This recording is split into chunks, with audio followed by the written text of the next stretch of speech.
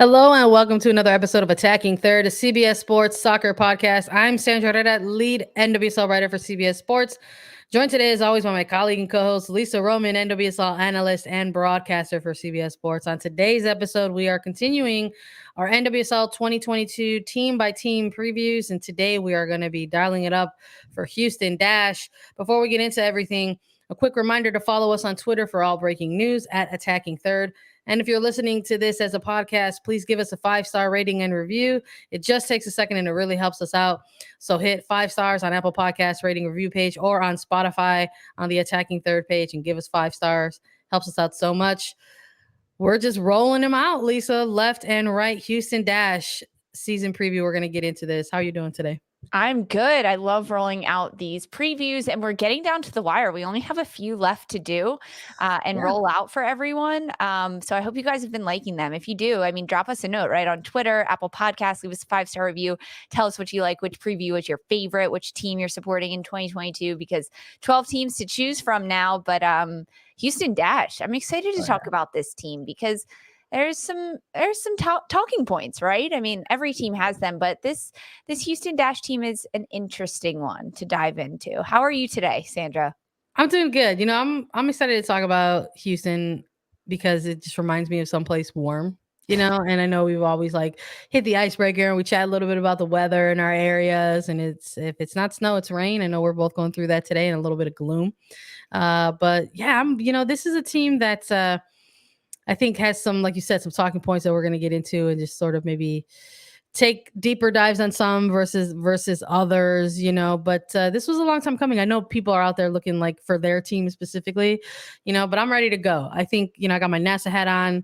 I decided, hey, if we're going to do like a preview for a NASA related town, I'm going to go ahead and have the hat and represent. Let's maybe just dive right in Houston Dash and see what they are going to be up to right during the 2022 season, starting with a quick overview. Head coach James Clarkson still at the helm for this team. This is the one team it almost feels like that we didn't have to pay too close of attention in terms of pursuing a head coaching hire. They have James Clarkson in place already on contract, although they did bid farewell to Twyla Kilgore, formerly Kaufman, took a position with the United States women's national team.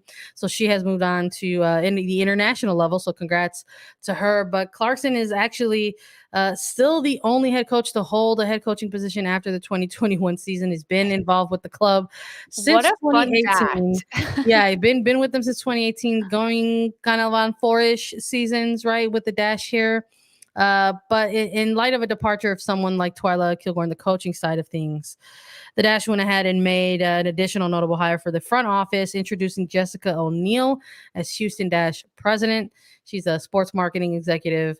It has background with Carolina Panthers and Charlotte FC for the last 9 years. And in terms of their finish in 2021, the Dash ended in 7th place, missing out on the playoffs, which maybe gave way to our early power rankings. For those who don't know, in December of 2021, we did an Attacking Third way too early power rankings episode, and we actually gave them 6 back in December. Yes. So we were pretty spot on at that point, just based on everything that we talked about. I mean, it's an interesting kind of topic to talk about in terms of head coaching, because every other preview we've done, it's a new head coach, it's a new system. They have the team for a full year, and James Clarkson is still with Houston Dash.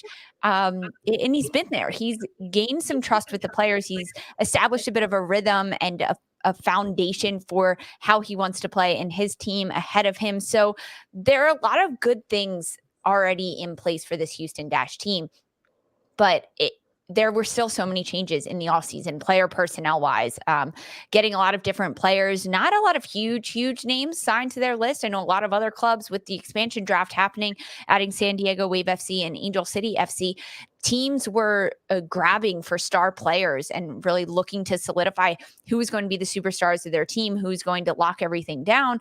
And with Houston, they weren't in the headlines, I'm going to say, as long as other teams were, because a lot of their trades and their movement happened at the start of the offseason. And then things kind of slowed down, and now they're just kind of solidifying. And maybe that has to do with having James Clarkson being the head coach going from one season into the next. So he had 2021 to kind of map out what he wanted to do, talk with other coaches, and figure out those trades ahead of time. So during the offseason, he wasn't scrambling to do a lot, and more so sitting back watching all of the other teams scramble and go through that. But we'll dive into it, because some big roster signings, also some losses for Houston. It changes the landscape of things. Despite having the same head coach, 2022 is going to look different for Houston. Yeah, for sure. I mean, just like all the other remaining clubs in the team, Houston Dash was a franchise that had to prepare, right, for a double expansion ahead of the 2022 season. And maybe within that, the conversations that were taking place maybe sort of impacted how they were going to navigate that very busy week that included, yes, a very active trade window, but the expansion, a double expansion draft, and an NWSL college draft. But let's take a look at maybe some of the acquisitions, right? The moves, the contract extensions, the player retention, right? We'll call it for Houston Dash in 2022. Probably the biggest, I think, for us, Maria Sanchez from Tigres Femenil signing a 2-year deal with Houston Dash. They also welcomed Kelsey Hedge from OL Reign, Julia Ashley from Racing Louisville, goalkeeper Ella Diedrich from OL Reign. And there's some prospects in here with Ryan Garris from South Carolina through the NWSL draft. And they also introduced another international signing with Paulina Gramaglia. But, extensions are real big for the offseason as well. And they had a big one with goalkeeper Jane Campbell, who they went ahead and gave her a contract extension through 2024. So this was a team that maybe initially kind of looked like they were holding, steady going into that busy week of a transfer window, double expansion draft, and NWSL draft. But ultimately can look back on their offseason and say, hey, these are the players that we are bringing into the fold, the contract extensions. These are the moves that we made. When we're looking at all these, Lisa, which one is standing out to you the most? Well, adding Maria Sanchez to this roster is a huge standout. We had the pleasure of speaking with her after this. She signed this 2-year deal with Houston. Her excitement to join the NWSL and her passion for playing this game in America is overwhelming. And I think that her energy, her vibe, her mindset, off the pitch is going to be a huge benefit for Houston to have in the training room, at the practice field. Just someone that wants to be there day in and day out and compete at the highest level that she possibly can. And she wants to make a difference. So Maria Sanchez joining Houston Dash is a huge get. I think she can provide so much to this team on the flanks, sending crosses in, dribbling at defenders 1v1. She's very good at that. And she brings her experience from playing in Mexico and at international level to this Houston Dash team, which does have a lot of international players onto it. So adding that into the mix, huge for Houston. When you look at the losses, a lot of losses that Houston faced, I almost would say Abby Dahlkemper, in a sense, was a big loss for Houston. However, she didn't play for very long with the Dash. She was traded from North Carolina towards the end of the 2021 season on like a mini loan to Houston Dash just for a little bit before, technically her rights were traded back to North Carolina, then to San Diego Wave FC. But during her short stint with Houston Dash, she made an impact on the pitch. I think playing alongside Katie Naughton in the center back position and Dahlkemper being able to have her vision on the ball as a center back, split lines, play those long through balls over top, finding her former teammates, then Rachel Daly, Kristie Mewis, Shea Groom up top. It really worked well. However, biggest loss for me for Houston Dash is going to be midfielder Kristie Mewis. She was a lot of movements as well with this player, traded to San Diego Wave FC and then ultimately Gotham FC. So she'll be playing with Gotham in the 2022 season. But Mewis was a player for Houston that was really held a lot of the midfield together, and she could do a lot for this team. When the chips were down and James Clarkson and his squad needed to get some goals, needed to get back in a game, they relied on a player like Kristie Mewis, along with others. But Mewis being one of the veterans to be able to step up with this Houston team, lead. She's so creative and crafty in the midfielder. And when we talked about Gotham, we highlighted her as such a big get for Gotham's, which just equates to being such a huge loss for Houston. And when I look at the roster signing between Maria Sanchez and all the other players and the loss of Kristie Mewis, they don't even each other out, just because Sanchez and Mewis are very different stylistic players. And I think the loss of Mewis and her tenure at Houston Dash is a bit larger than the gain for Maria Sanchez. And that's kind of just looking at these lists. For you, is Kristie Mewis, is there a big hole where she's leaving, or do all of these other names kind of filling in for Houston fill that hole? I think with some of the acquisitions that they made, I mean, we're talking about the midfield specifically, right? And losing somebody like a Kristie Mewis. Mm-hmm.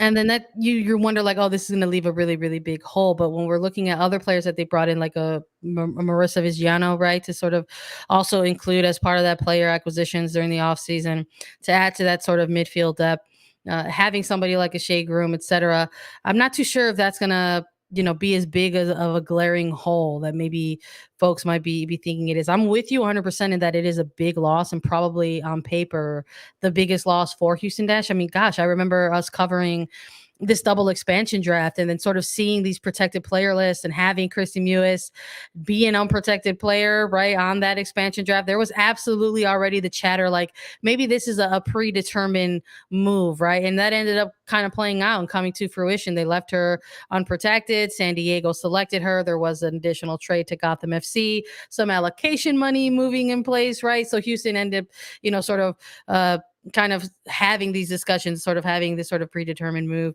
in place. And I'm with you with Mewis being the bigger of the losses for some of the departures that they had. Don't know if I'm actually 100% in agreement with you about Dahlkemper. I think maybe that was a short-term loan, like you said, maybe an experiment, a roll of the dice, right, for this franchise to try to maybe make a push in that late half of the season. And I don't know if we could sit here and say that it actually panned out for them, considering they found themselves sitting outside of playoff contention. But in terms of that defensive line, having somebody like a Megan Oyster also making her departure. Now Megan Montefusco going to Orlando Pride. It's like a 1-2 punch combo, right? Like you're losing a Dahlkemper and you're losing another center back. So I think that's something that the Houston Dash are going to maybe try to keep an eye on. That's a lot of responsibility, I think, for somebody like Katie Naughton, right, to sort of take a look at. Why don't we take a look at this roster as a whole? One of our favorite parts about doing these previews, right? We get to talk about the preseason roster at hand, which typically has a ton of players. We've been seeing them from as large as 30 players, 35, but maybe not so much the case here for Houston. This is how they're rolling out with their preseason thus far. For goalkeepers, they've got Jane Campbell, Ella Diedrich, Lindsay Harris. For defenders, they've got 8 with Julie Ashley, Alyssa Chapman, Carly Farquharson, Kennedy Faulkner, Haley Hansen, Liana Hins, Katie Naughton, and Anika Schmidt.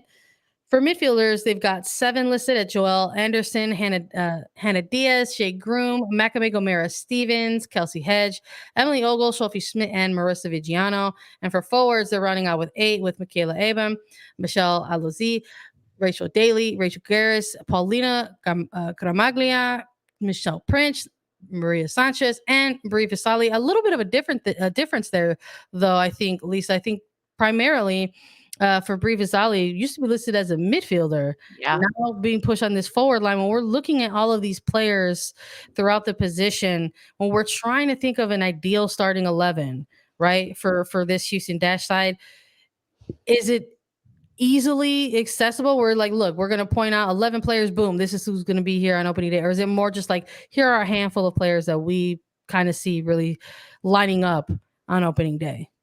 As any preseason roster that you look at, there are the handful of players that jump out, that have been namesake starters, that have established themselves with a team. And when I look at this Houston Dash roster, the biggest one for me initially is Jane Campbell and Rachel Daly. Jane Campbell, goalkeeper. She's been with Houston. She's been in and out of the United States women's national team roster over the last few months, and especially last year. She's been a namestay there. And when she was gone, Lindsay Harris stepped in pretty seamlessly for Houston throughout that role. And then forward Rachel Daly, the English international, is such a phenomenal player for this Houston Dash team. She can create magic where there are no sparks at all. So those two definitely stand out. And because James Clarkson has been the head coach there and he remains the head coach, he knows these two players very, very well.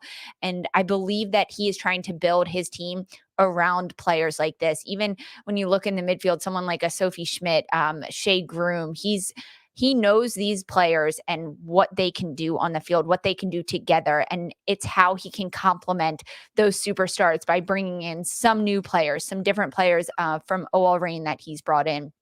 I think Katie Naughton in the backline defender, she had a great season in 2021. I think she'll solidify her spot and stay in that center back position.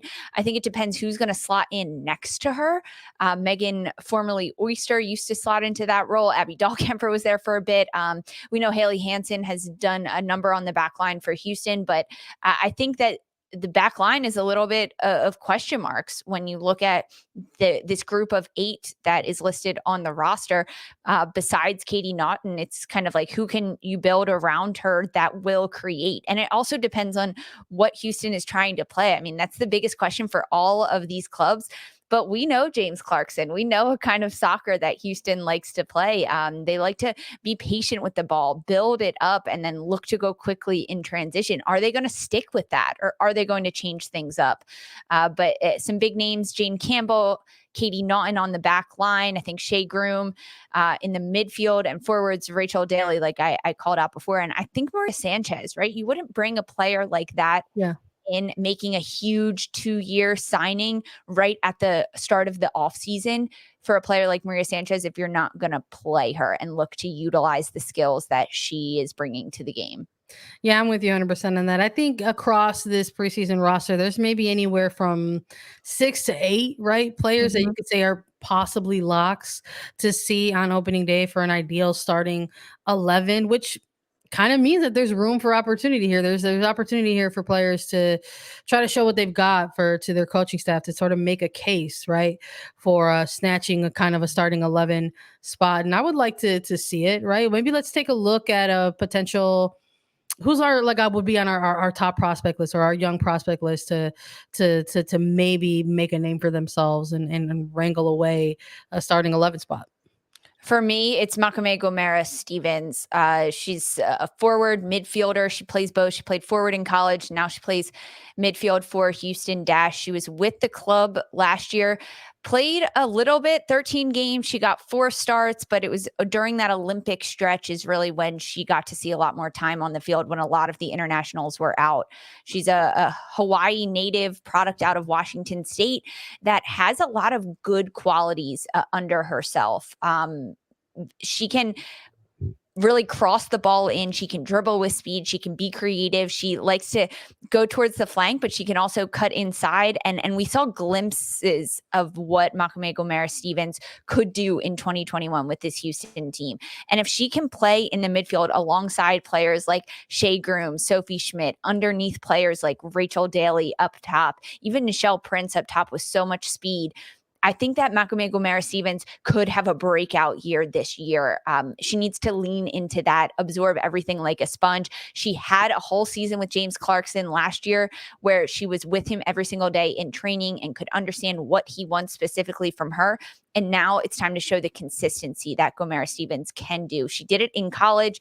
She came to the professional level. Can she do it now? This could be a breakout year for Gomera Stevens. But there's still a lot of experience on this Houston Dash squad. And Sandra, when you look at the list of names on the roster, a lot of them have been with Houston over the last few years, but which experienced player needs to step up this year? Which one is the team going to rely on to help take them all the way in 2022?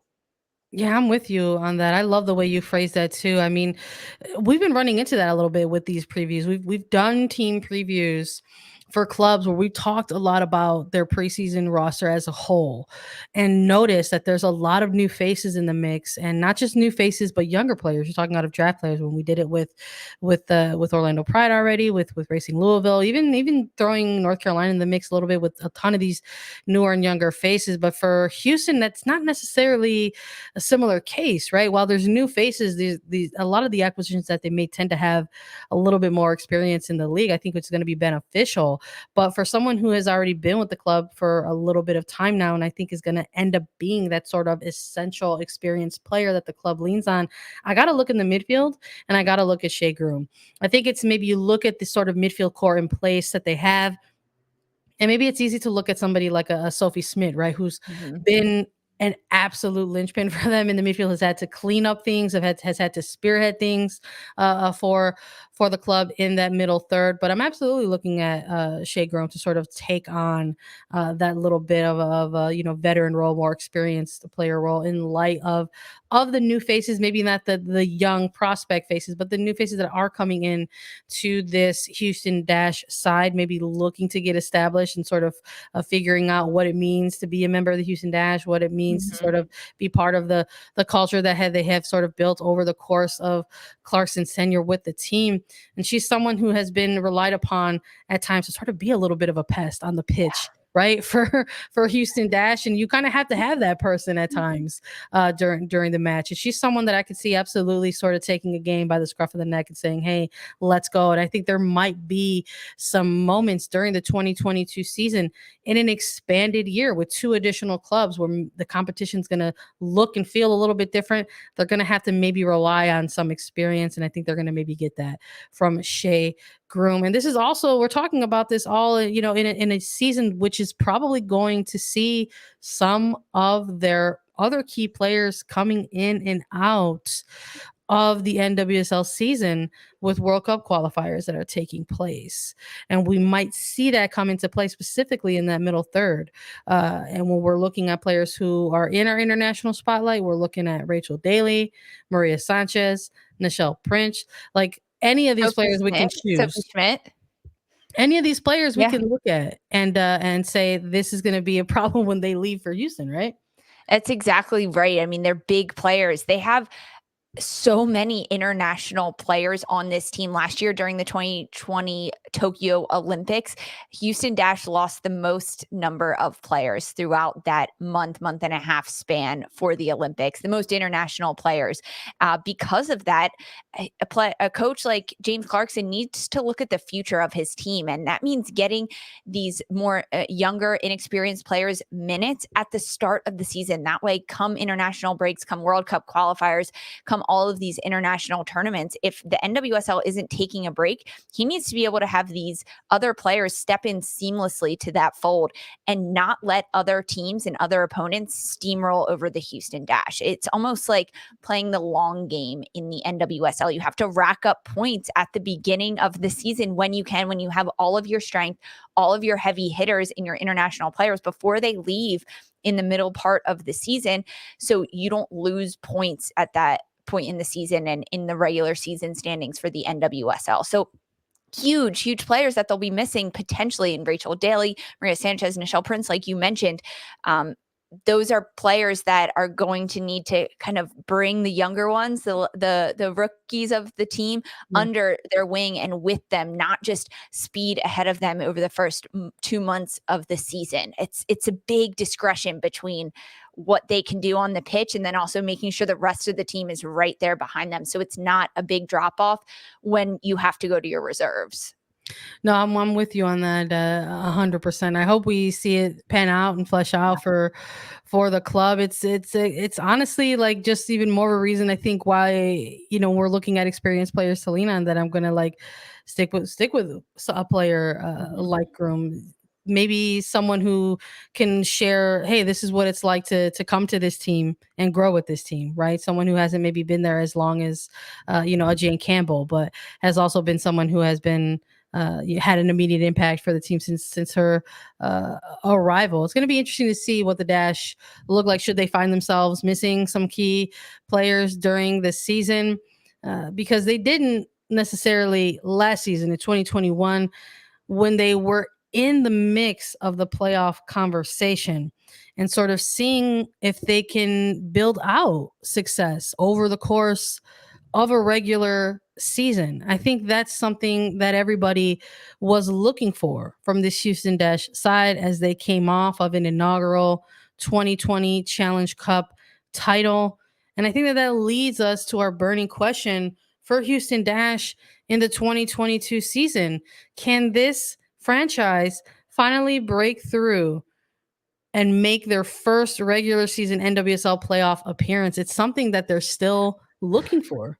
That's so surprising to me. Just looking at this team very close up in really like the macro of it, or the micro of it, excuse me, is that they have the pieces to be a championship team. They have the pieces to be a playoff contender in the NWSL, yet they haven't broken through that yet. They did win the 2020 Challenge Cup in the bubble. I think that was they had a chip on their shoulder throughout that tournament. They had something to prove, but now can they actually break through to the regular season playoffs with the expanded playoff last year and now moving forward with 6 teams? They have a better shot, but also 12 teams now in the league.